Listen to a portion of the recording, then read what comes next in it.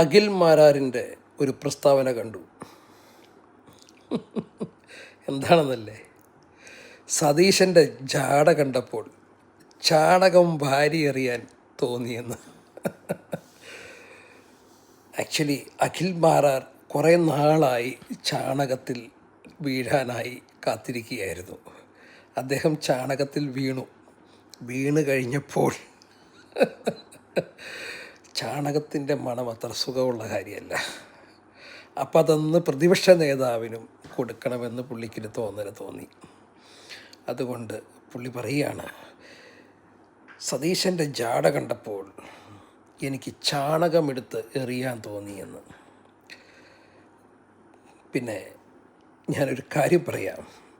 കാര്യം അഖിൽ മാരാർ ചാണകത്തിൽ വീണതിന് ശേഷമാണ് ഇത് പറഞ്ഞതെങ്കിലും പുള്ളി പറഞ്ഞതിൽ ചില സത്യങ്ങളുണ്ട്. ജാട മാത്രമല്ല, പല പ്രശ്നങ്ങളുണ്ട്. അപ്പോൾ അതിലേക്ക് ഞാൻ കിടക്കുന്നില്ല.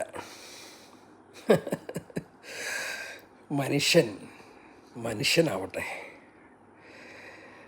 ഒരു പദവി വരുമ്പോൾ, ഞാൻ ഇന്നലെ പറഞ്ഞു, അർദ്ധരാത്രിയിൽ കൊട പിടിക്കുന്നവൻ്റെ ഒരവസ്ഥ. ഒരു പദവി വരുമ്പോൾ അഹങ്കരിച്ചിട്ട്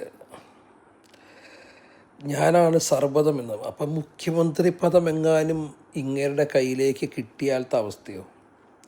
അഖിൽ മാരാർ ചാണകത്തിൽ വീഴേണ്ടി വന്നു ഇത് പറയാനായിട്ട്.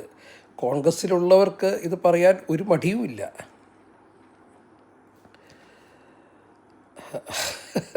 കോൺഗ്രസ് സീറ്റ് കൊടുക്കാത്തത് കൊണ്ട് അഖിൽ മാരാർ ചാടിയതാണ്. അതിന് തൊട്ട് മുമ്പുള്ളൊരു പോസ്റ്റ് ഞാൻ കണ്ടായിരുന്നു അഖിൽ മാരാറിൻ്റെ, കോൺഗ്രസിനെ പ്രശംസിച്ചുകൊണ്ടുള്ള. അപ്പോൾ അദ്ദേഹം പ്രതീക്ഷിച്ചിരുന്നു ഈ പ്രാവശ്യം അദ്ദേഹത്തിന് ഒരു സീറ്റ്. താൻ ആരാടൂ അഖിൽ മാരാരെ? അറിയില്ല. താൻ എന്ത് നന്മയാണ് ഈ കേരളത്തിന് വേണ്ടി ചെയ്തിട്ടുള്ളത്, എന്ത് പ്രവൃത്തിയാണ് ചെയ്തിട്ടുള്ളത്? കുറേ ഫേസ്ബുക്ക് പോസ്റ്റ് ഇട്ടതാണ്. അപ്പം ഞങ്ങളിവിടെ ഉണ്ട്. ഏതായാലും ചിരിക്കാനുള്ള വകയുണ്ട്. രാത്രി കിടക്കുന്നതിന് മുമ്പ് ചിരിക്കുന്നത് നല്ലതാണ്. ഓക്കെ, കണ്ടപ്പോൾ ചിരിക്കാതിരിക്കാൻ കഴിയണില്ല. പോസ്റ്റ് വായിച്ച് ഞാൻ പോസ്റ്റ് ഒന്ന് കാണിച്ചു തരാം നിങ്ങളെ. അഖിൽ മാരാറിൻ്റെ പോസ്റ്റ് കാണിച്ചു തരാം.